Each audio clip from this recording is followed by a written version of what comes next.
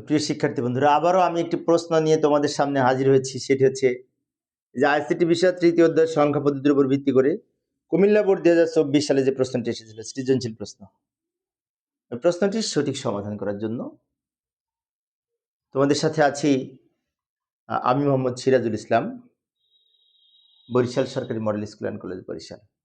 চলো শুরু করা যাক। প্রশ্নটাকে দেখে নিই। প্রশ্নে কি বলা আছে? সুন্দর একটি প্রশ্ন। অর্ণব লাইব্রেরি হতে একটি কলম, একটি বই ক্রয় করে। কলমের মূল্য 76 যেটি অক্টাল সংখ্যা, বইয়ের মূল্য 45 যেটি দশমিক সংখ্যা, এই দুটো দেওয়া আছে। এবার এই তথ্যের আলোকে গ এবং ঘ নং প্রশ্নের উত্তর দিতে হবে। ক এবং খ এই দুটো কিন্তু উদ্দীপক ছাড়াই উত্তর দেওয়া যায়, উদ্দীপক লাগে না ক খ উত্তর দেওয়ার জন্য। ক খ লিখে নিই, তারপরে গ ঘ উদ্দীপক দেখে প্রশ্নের সমাধান করবো, তাই না? ক নম্বরে বলেছি ইউনিকোড কি। তো ইউনিকোডের পূর্ণরূপ হচ্ছে ইউনিভার্সাল কোড, অর্থাৎ প্রায় সারা পৃথিবীর ভাষা একসাথে লেখার জন্য যে কোড ব্যবহার করা হয়। সারা পৃথিবীর ভাষা সাধারণত কম্পিউটারে ব্যবহার করার জন্য সারা দেশের ভাষা, বিভিন্ন ভাষা এই ইউনিকোড ব্যবহার করে থাকি, তাই একে সর্বজনীন কোড বলা হয়। বিশ্বের ছোট বড় সকল ভাষাকে কম্পিউটারে ব্যবহারের জন্য যে কোড ব্যবহার করা হয় তাকে ইউনিকোড বলে। ইউনিকোডের পূর্ণরূপ হচ্ছে ইউনিভার্সাল কোড। ইউনিকোড সাধারণত 16 বিটের হয়ে থাকে, 2 বাইট বা 16 বিটের হয়। এটা ব্যবহার করে 2 পাওয়ার 2 সমান 65,536টি চিহ্নকে প্রকাশ করা যায় ইউনিকোড ব্যবহার করে। ইউনিকোড কি, এই প্রশ্নটি কিন্তু প্রায় এসেছে পরীক্ষায়, একটু মনে রাখার চেষ্টা করব। আমি অবশ্য কুমিল্লা বোর্ড 2024 সালের প্রশ্নের সমাধান করাচ্ছি, তাই না? তো আবার উদ্দীপকে ফিরে এলাম। খ নাম্বার বলেছে 8 + 8 = 10 সম্ভব কি, ব্যাখ্যা করো। 8 + 8 = 10 সম্ভব। বিশেষ করে বাম দিক যদি 10 দুইটা যোগ করে 16 হয়, 16 দশমিক সংখ্যা যার হেক্সাডেসিমাল মান কিন্তু 10। বাম দিক যদি দশমিক হয় আর ডান দিক যদি হেক্সা হয়, তাহলে এই 16 সমান 10 হয়। কিভাবে হয় আমাদের একটু ব্যাখ্যা দিতে হবে। যাই সমাধানের চেষ্টা করি। এই যে লক্ষ্য করি উত্তর, হেক্সাডেসিমাল সংখ্যার যোগফল নির্ণয়ের ক্ষেত্রে 8 এর সাথে 8 যোগ করলে যোগফল 10 হয়। আবার 8 এর সাথে 8 যোগ করে যোগফল 10ও আমরা প্রমাণ করে দিতে পারি। যেমন যোগ করব, আমরা দুই পদ্ধতিতে করা যায়। এই 8 লিখলাম, 8 লিখলাম, দুটো যোগ করব। এবার যোগ করার সময় কিভাবে যোগ করব? হেক্সাডেসিমাল সংখ্যায় যোগ করলে 8 আর 8 কত হয়? 16। হেক্সাডেসিমাল সংখ্যার বেজ যেহেতু 16, তাই যোগফল যদি 16 হয় বা তার উপরে হয়, সেখান থেকে 16 বিয়োগ হবে, বিয়োগ হয়ে যা হয়ে এখানে বসবে। যেমন লক্ষ্য করি 8 আর 8 যোগ করলে 16, 16 থেকে 16 বিয়োগ করে 0 হয়, হাতে থাকে 1, হাতের 1 বাম দিকে বসে যাবে। আবারও বলছি 8 আর 8 যোগ করে হেক্সাডেসিমালে কত হয়? 8 আর 8 যোগ করে দশমিকে 16 হয়, 16 থেকে 16 বিয়োগ করলে 0, হাতে থাকে 1, সে 1 বাম দিকে লিখে দিব। আচ্ছা, এই যোগটা কিভাবে করলাম আর একটু ব্যাখ্যা নিচে দিব, তাহলে ফুল মার্কস পাবে। অর্থাৎ হেক্সাডেসিমাল সংখ্যার যোগফল নির্ণয়ের সময় যোগফল যদি 16 হয়, 16 শূন্য লিখতে হবে, আর হাতে 1 থাকবে যা পরের সংখ্যার সাথে যোগ হবে, মানে কি বামের সংখ্যার সাথে যোগ হবে। অর্থাৎ 8 8 যোগ করে 16, 16 থেকে 16 বিয়োগ করে 0, হাতে থাকে 1, সে 1 বাম দিকে লিখে দিবে। উত্তর হচ্ছে 10। এইটা হচ্ছে আমাদের এই যোগফল নির্ণয়ের নিয়ম। এটা হচ্ছে খ নাম্বারের উত্তর, তাই না? এবার আমরা উদ্দীপকে যাব। উদ্দীপকের গ নাম্বারের জন্য আবার ফিরে আসলাম। গ নাম্বারে বলেছে উদ্দীপকে কলম ও বইয়ের মোট মূল্যকে হেক্সাডেসিমেলে প্রকাশ করো, তাই না? আচ্ছা, পূর্বের ক্লাসে আমি এই ঢাকা বোর্ড 2024 সালের প্রশ্নের সমাধান করিয়েছিলাম। সেখানে দেখেছিলাম দুইটা সংখ্যার যোগফলকে বাইনারি করতে বলেছিল। সেখানে কি করেছিলাম, এই দুইটা সংখ্যাকে দশমিকে রূপান্তর করে দশমিক দশমিক যোগ করে যা হয় সেটাকে বাইনারি করেছিলাম, তাই না? আর এখানে বলেছে হেক্সাডেসিমেল করতে। তাহলে আমাদের মোট মূল্য নির্ণয় করার জন্য এই দুটোতে যোগ করব, তাকে হেক্সাডেসিমেল করব, এটাই তো। কিন্তু এই দুইটা যোগ করা যাবে না। কেন যাবে না? এটা অক্টাল, এটা দশমিক, অক্টালের সাথে দশমিক যোগ করা যাবে না। তার সহজ পদ্ধতি হচ্ছে দুইটাকে যদি আমি দশমিক করি তাহলে খুব সহজে যোগ করা যাবে। যেমন এটা তো দশমিক আছেই, ওটার পরিবর্তন করার দরকার নাই। এই ৭৬ হচ্ছে অক্টাল, এটাকে যদি আমি দশমিক করি, 10 ভিত্তিক সংখ্যা রূপান্তর করি, তখন এটার সাথে খুব সহজেই যোগ করতে পারবো। যোগফলকে তখন আবার হেক্সা করব। তো আমাদের 2 ধাপে করতে হবে। প্রথমে এটাকে আমরা দশমিকে রূপান্তর করব, তারপরে ওই দশমিক রূপান্তর করে যেটি পাবো সেটার সাথে এটা যোগ করব। ভালো করে লক্ষ্য করি। এই যে কলমের মূল্য ৭৬, অক্টাল সংখ্যাটা দশমিক যদি করতে হয়, তার নিয়ম হচ্ছে 7 লিখলাম, 7কে 8 দ্বারা গুণ করব, এই ভিত্তি দ্বারা গুণ হয়, যোগ 6 লিখলাম, 6কেও এই ভিত্তি দ্বারা গুণ করব। আবারও বলছি, 7কে 8 দ্বারা গুণ করব, যোগ 6কেও 8 দ্বারা গুণ করব। এরপর এদিক থেকে এদিকে পাওয়ার লিখবো, যথাক্রমে 0 এবং 1।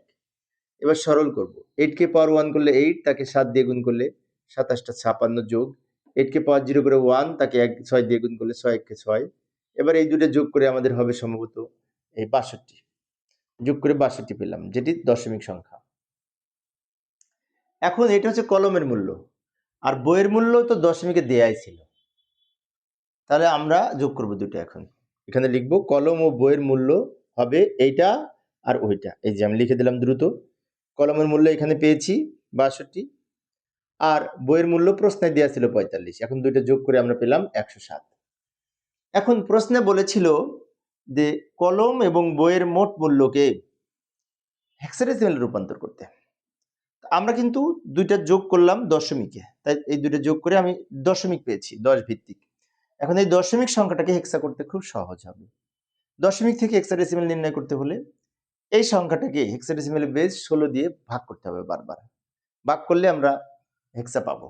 যেমন লক্ষ্য করি, পরের পেজে দেখাচ্ছি। আমি আবারও বলছি, দুইটা সংখ্যার দশমিক মান যোগ করলাম, এটা দশমিক বের করে নিলাম, আর এটা দশমিক তো প্রশ্নে ছিল, যোগ করে যেটি পেলাম 107, এটাকে হেক্সাডেসিমাল করব।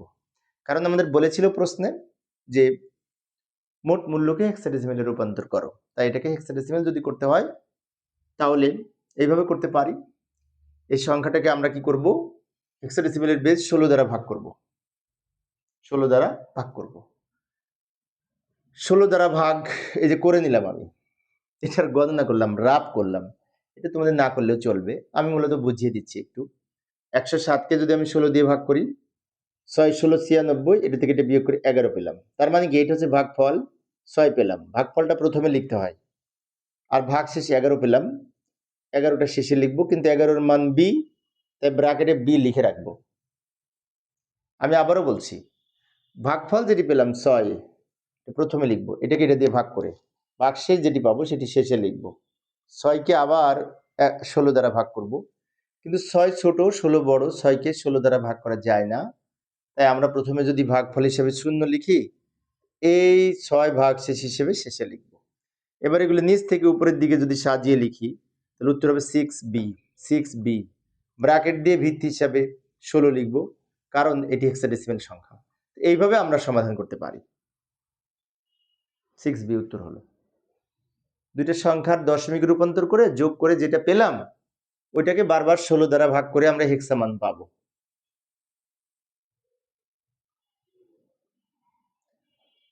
এই ছিল গ নাম্বারের উত্তর।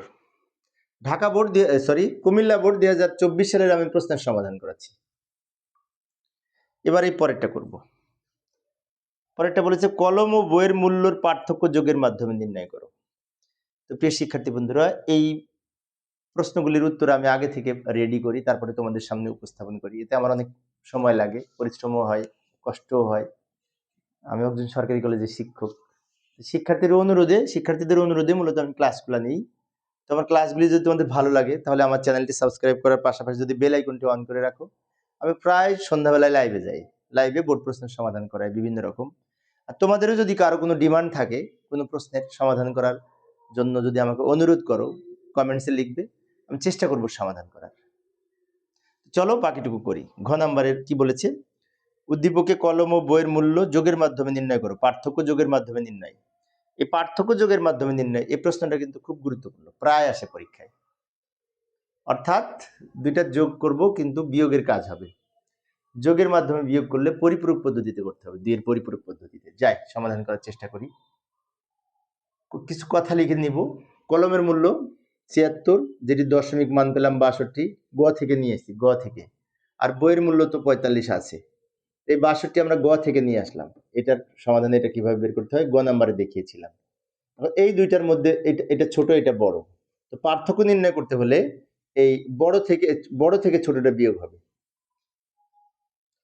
পার্থক্য নির্ণয় করতে হলে কি করব, বড় থেকে ছোটটা বিয়োগ হবে। বড়টা আগে থাক পরে থাক সেটা ফ্যাক্টর না, বড় থেকে ছোটটা বিয়োগ করব পার্থক্য নির্ণয়ের সময়। এখন আমরা যখন বিয়োগ ফল নির্ণয় করব, সেটা যদি যোগের মাধ্যমে করতে হয়, তাহলে এই 62-র বাইনারি মানের সাথে -45-এর বাইনারি মান যদি যোগ করি, তাহলে যোগের মাধ্যমে পার্থক্য হবে। সেক্ষেত্রে আমাদের দুইটা সংখ্যাকেই বাইনারিতে রূপান্তর করতে হবে। করার পরে যেটা ছোট 45, ওইটাকে 2-এর পরিপূরক করব। তাই এখানে একটা কথা লিখে দিব, দ্বিতীয় সংখ্যা মানে কি, এইটা ঋণাত্মক হওয়ায়, মাইনাস হওয়ার কারণে এই 2-এর পরিপূরক নির্ণয় করতে হবে।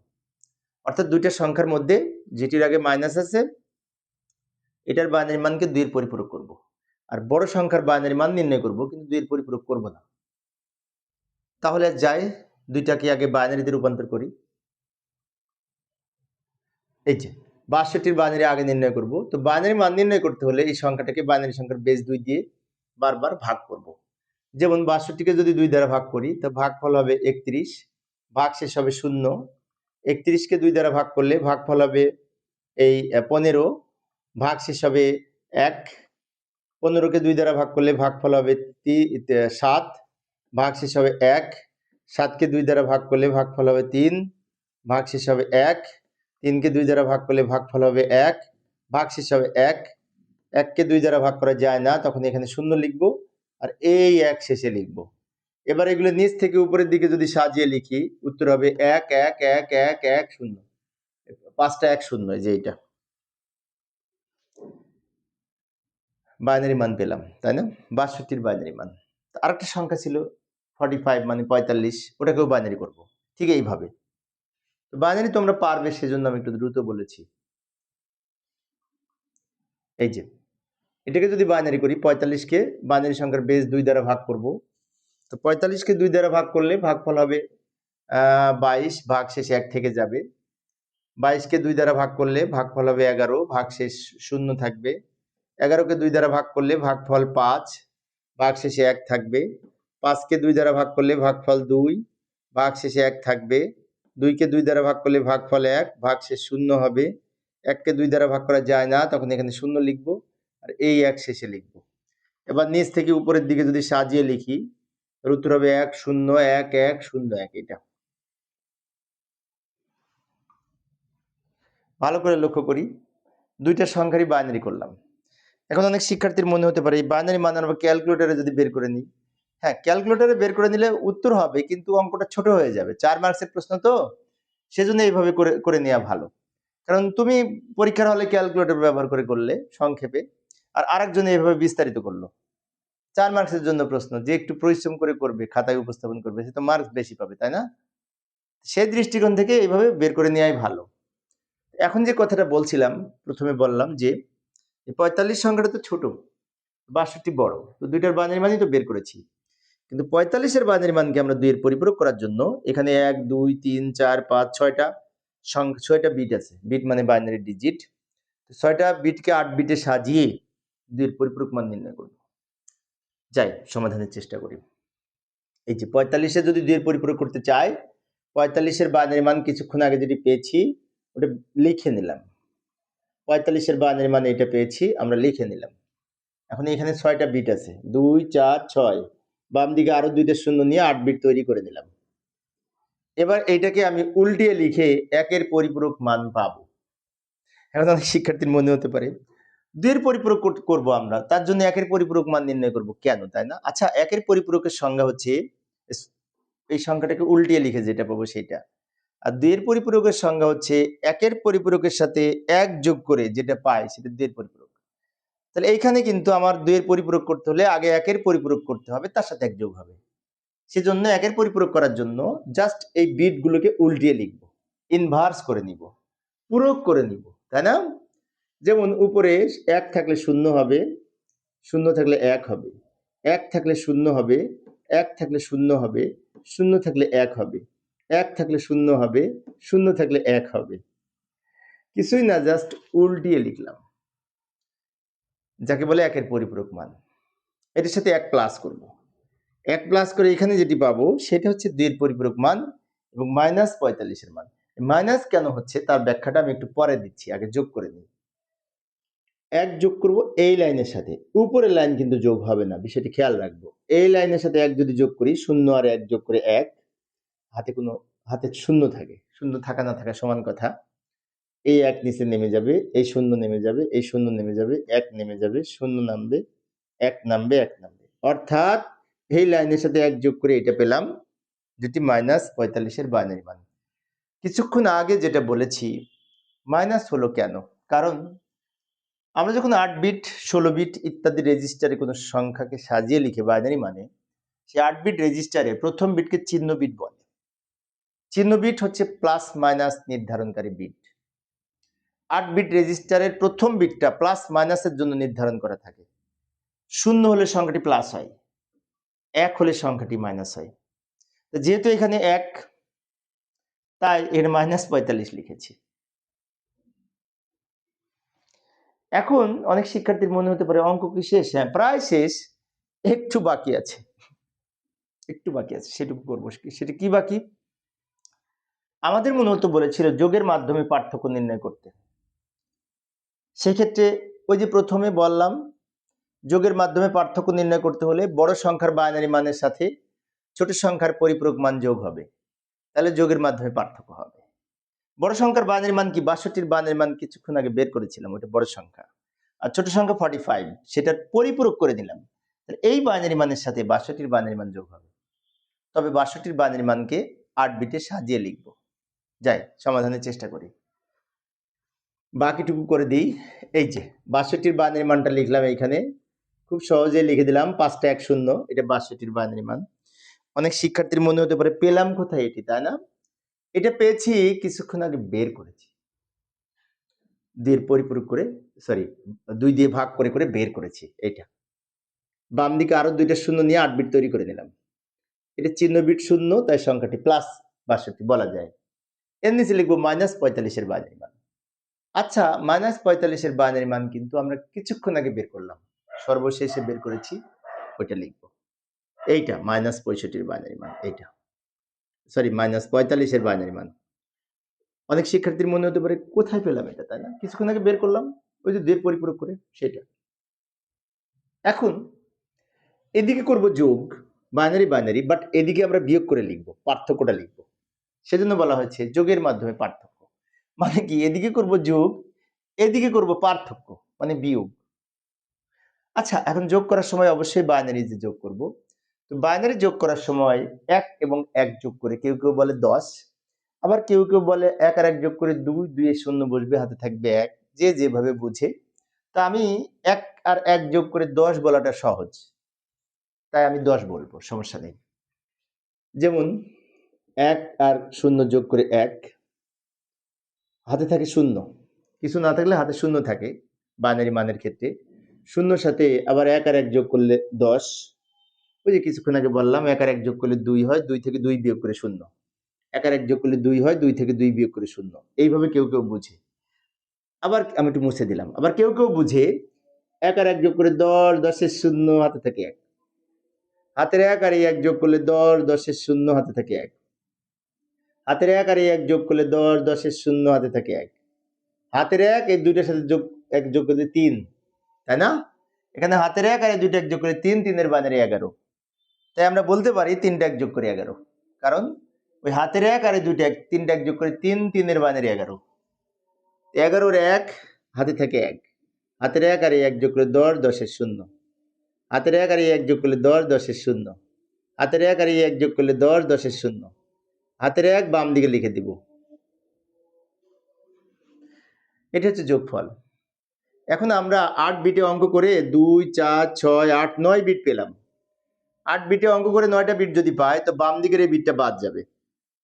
তাই আমরা এখানে লিখতে পারি ওভারফ্লো বিবেচনা করা হয় না। ওভারফ্লো বা ক্যারি বিট বা এন্ড ক্যারি, অনেকে অনেক কথা বলে এটা নিয়ে, তো আমরা ওভারফ্লো লিখতে পারি অথবা ক্যারি বিট লিখতে পারি। ক্যারি বিট বা ওভারফ্লো কি, তাই না? আমরা যখন 8 বিট রেজিস্টারে যখন কোনো অঙ্কে বিশেষ করে বাইনারি রেজিস্টার মেনটেন করি 8 বিট রেজিস্টারে, তখন 8 বিটের বাইরের বিটটা কিন্তু অতিরিক্ত, তাই থেকে ওভারফ্লো বা হাতে থাকা সংখ্যা বা ক্যারি বিট বলে, ওটা বাদ যায়। বাদ দেওয়ার সময় আমরা তীর চিহ্ন দিয়ে এরকম কিছু লিখে দিব।